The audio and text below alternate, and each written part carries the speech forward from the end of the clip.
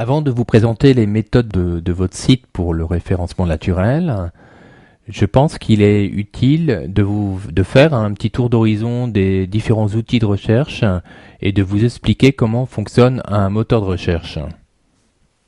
L'outil le plus utilisé est évidemment le moteur de recherche. Son fonctionnement en deux mots, un moteur de recherche est un serveur qui dispose d'une grosse base de données et d'un logiciel qui se nomme un robot qui va parcourir donc Internet de serveur de site en site pour y recueillir des informations sur les différents sites. Ces informations seront donc indexées dans la base de données. Lorsqu'un internaute viendra ensuite questionner la base par le biais de requêtes contenant des mots-clés, le moteur de recherche pourra donc fournir des résultats à cet internaute issus des différents sites qu'il aura indexés au préalable. Le métamoteur, quant à lui, se diffère par le fait qu'il n'a pas sa propre base de données et qu'il va exploiter les bases de données des autres moteurs pour proposer des synthèses pertinentes suite à des interrogations de la part des internautes par le biais de requêtes semblables à celles des moteurs. Il ira donc puiser ces informations dans différents moteurs et les présentera sous forme de synthèse. Enfin, l'annuaire, quant à lui, a aussi sa propre base de données comme un moteur de recherche, à la différence près que sa base de données est indexée manuellement par des webmasters du service de l'annuaire et non pas automatiquement comme c'était le cas dans le moteur de recherche. Ensuite, une autre différence aussi par rapport au moteur de recherche, c'est que le classement est possible sous forme de thématique, puisque ce sont des webmasters qui vont classer les informations. Elles seront donc classées dans différents thèmes, de sorte à pouvoir les retrouver, en plus bien sûr de la possibilité de les retrouver par le biais des moteurs de recherche. Intéressons-nous maintenant au moteur de recherche, puisqu'il s'agit de la famille d'outils la plus utilisée et de loin. Et nous nous concentrons principalement sur le moteur de recherche Google, qui est en France l'outil de recherche utilisé à plus de 90%. Il y a aussi deux autres moteurs, même si leur usage est beaucoup plus limité que celui de Google.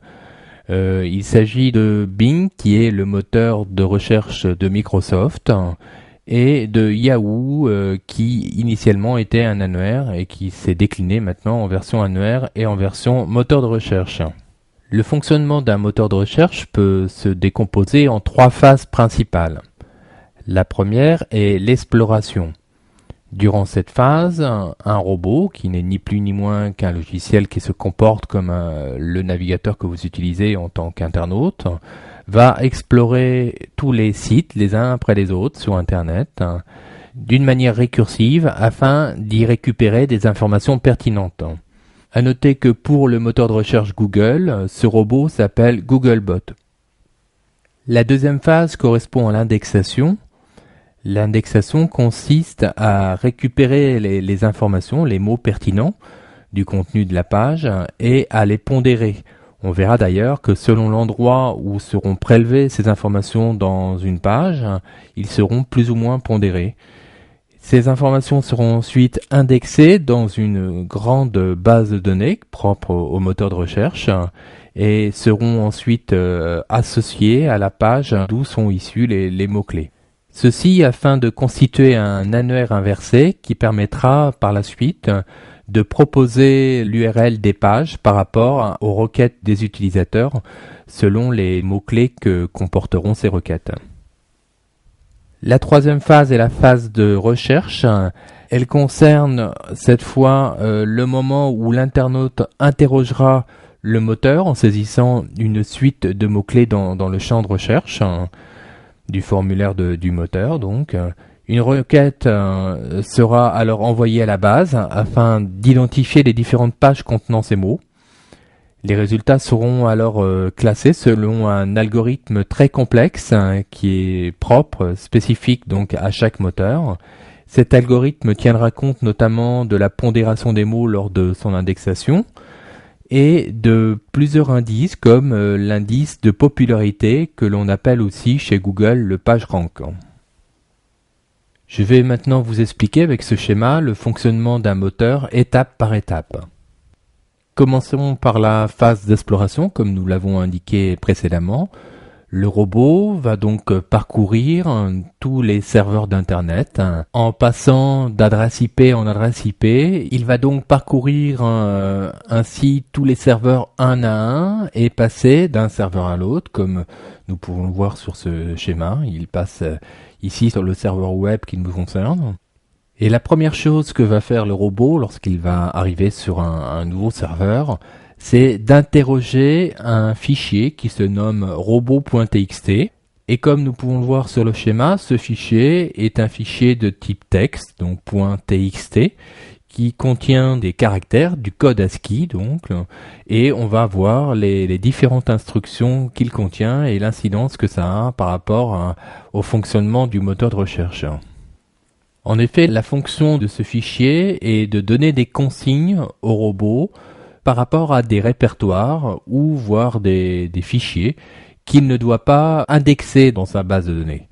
Donc la première ligne que nous voyons sur le schéma, qui s'appelle User Agent, permet d'indiquer à quel robot est destiné les informations qui vont suivre. Et lorsqu'on met une étoile, comme c'est le cas ici, eh bien, les informations qui vont suivre seront destinées à tous les robots, quels qu'ils soient.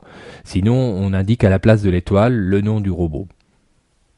La seconde instruction de ce fichier permettra d'indiquer, donc vous voyez ici Disalo, suivi d'un nom de répertoire, permettra d'indiquer le nom du répertoire qui ne devra pas être indexé par le robot dans la base de données. Ça peut être, comme dans notre exemple, un nom de répertoire ou ça peut être aussi un simple fichier. Dans ce cas-là, on met / et le nom du fichier et son extension. La troisième instruction que l'on peut retrouver désormais est une instruction qui permet d'indiquer la localisation du fichier sitemap.xml. Nous verrons par la suite que ce fichier contient la structure, l'architecture de toutes les pages du site au format XML et permet d'aider le robot à y prélever des informations. Nous verrons plus en détail le fonctionnement de ce fichier par la suite.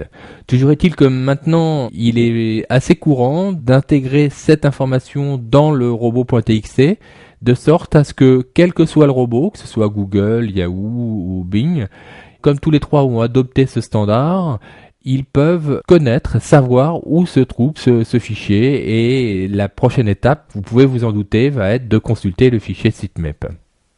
Donc le robot consulte le fichier sitemap, vous le voyez apparaître sur le schéma, donc c'est abrégé d'un sitemap. Comme vous pouvez le voir d'ailleurs, on peut remarquer qu'il y a des balises qui s'appellent URL qui contiennent les informations propres à chacune des pages. Et pour chacune des pages, il y a d'autres balises comme log qui indique où se trouve la page, last mode qui indique la date de dernière mise à jour, change_frec qui indique la fréquence d'actualisation ou priority qui indique le niveau de priorité, sachant qu'il va de 0 à 1 étant bien sûr la priorité la plus élevée.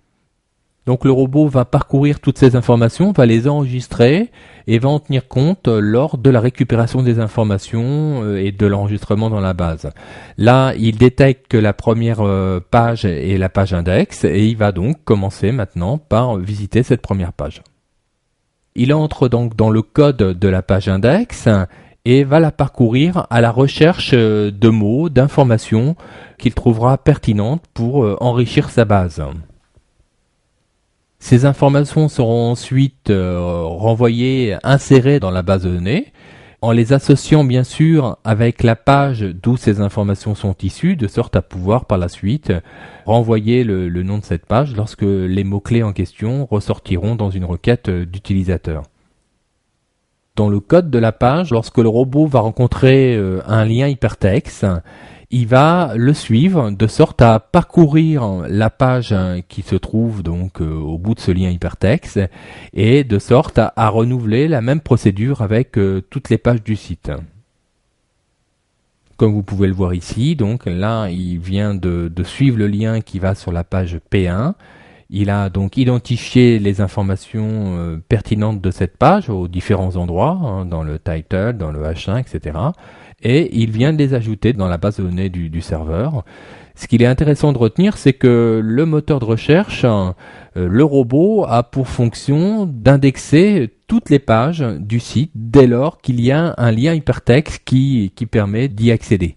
D'où la nécessité dans vos sites d'avoir des liens qui parcourent toutes les pages de votre site. Sinon, elles ne seront jamais visitées par le robot, elles ne pourront donc pas être indexées dans la base de données.